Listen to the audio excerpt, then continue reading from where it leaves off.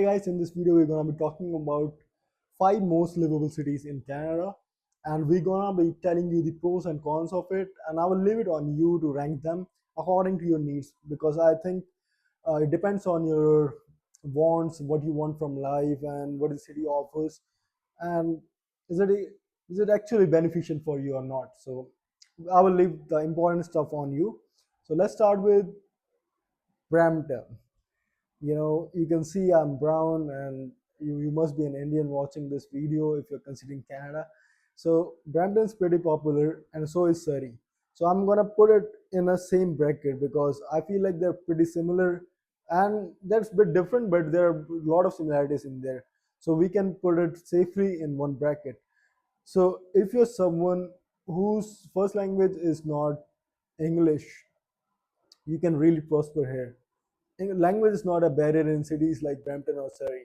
Even if you speak Punjabi, Hindi, Gujarati, or even any South Indian languages, you will find our people, and you can really serve our community and make money in dollar while being around our culture, our community, and it could be a really good city. But if you're someone who is moving abroad to get some exposure, learn some new culture, and be in a different environment than your home country, this city might be not for you. And there could be some road rages, and you can expect something similar to India here. Expect it to be a mini India. So let's move on to the next city, which is Montreal. Montreal is very unpopular city while choosing cities to live in as an international student, but Montreal is a pretty amazing option. I had moved from Brampton to Montreal after 1.5 years of living there, and I never moved back. I visited once Brampton after 2 years, and I don't have any desires of doing it again anytime soon.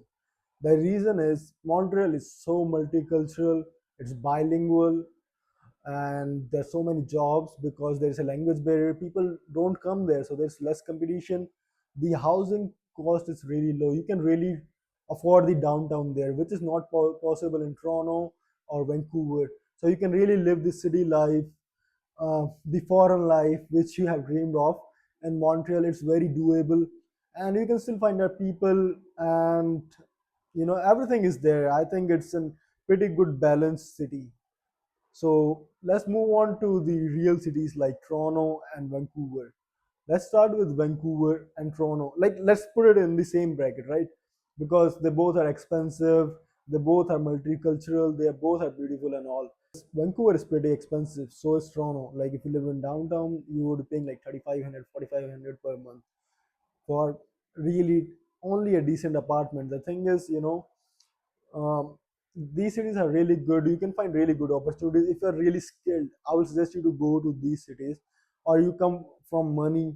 Then these cities are good because the living expense is really high, but so is the living standard. The and Vancouver, it doesn't snow there, but it rains more than 200 days a year. Like more than half a year, it rains. So be ready for it. Even if you get in college in Toronto, most probably you will be living in Brampton or Surrey. Like if you get a college in Vancouver or Toronto, most likely you will be living in the outskirts, which is Brampton or Surrey or any other area.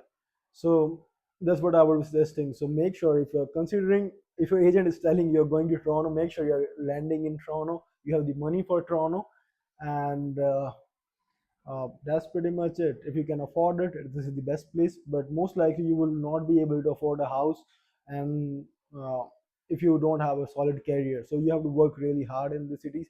Life is very fast-paced, very competitive, and you most likely will not be able to qualify for a mortgage. So I've seen people who live in Toronto, Vancouver in their youth, enjoy it, and then they move out to a different province like Calgary. So let's move on to the Calgary and Edmonton area.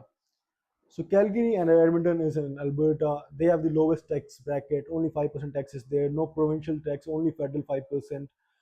And by the way, we were talking about Montreal. Montreal is a pretty nice city, but it has the highest tax bracket, 15%. But still, you know, I think it's pretty good city to consider. Uh, Talking about Edmonton and Calgary, the city is not as young as Montreal, Toronto, and Vancouver, but it's good to raise a family there. So I feel like if you are considering raising a family, Calgary and Edmonton could be a really good option. They're pretty affordable. You can find houses in decent prices to buy, to rent, and the education is also good. But there's not much things to do on weekend. So if you're someone who has already lived their life in their youth, and you know you want a stability in life, you want a career, you want a house, you want to, just settle down basically. Calgary could be a really good option. If you land in Calgary as an international student, most probably you will stay there. And I will leave it on you. If I would have been on your spot, I would have choose Montreal because my language abilities are really good and I really like learning about different cultures. And I speak French, and it's really beneficial if you speak French for PR also. So there are certain rules, like if you come to Montreal, you will not be eligible for a postgraduate work permit, even though you finish your degree, if you don't do French. So you have to look into rules and regulation, and you have to be very open-minded in integrating in the society. You need to know about their culture and all, so that you can integrate properly.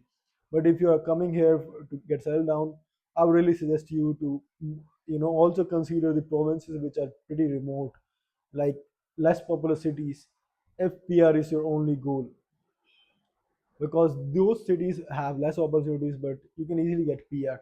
So it's really upon you what you are really aiming for. If PR is your goal, go to Whitehorse, Northwest Cities, things like that. They it's a small community, and if you can get settled down there, I like. Let's talk about Whitehorse. Only 2 hours in winters, you get the sunshine, like the proper sunshine, and in summers there is no night time. You have to have the curtains, the black curtains, the thick ones, to sleep, because it's an area where it's pretty remote. You Only 5,000 people are living there. So if you're gonna be going there, obviously the government is gonna prioritize you. They really want those communities to flourish also. So it could be a really good option. But are there really jobs there? Yeah, but what kind of jobs? Like only labor jobs and these kind of like small jobs are there. But if you're someone who can start from the very basic and can grow from there, it could be a really good option for you. For example, you work in a store, you learn how the store works, and then you open a store there. Other people will be coming to the province to immigrate and to get their PR. So they will be working under you. The population would be increasing slowly as the government is prioritizing these provinces and places with less population. And eventually, you would be an established business owner there.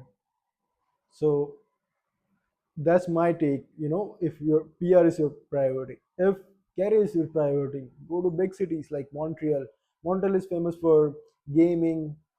Like the movie industry is pretty big, the gaming industry is pretty big, and there are a lot of factories. um, it's good for aerospace also. So just do some research in your field and see which city has the best jobs in your domain or whatever you're interested in. And if you're someone who is coming here, make sure you develop some skills. You need to have a plan. Next video will be coming on how you can plan your PR as a student, like which courses to take and all. So make sure you subscribe this channel, and thanks for watching the video. I hope it helps.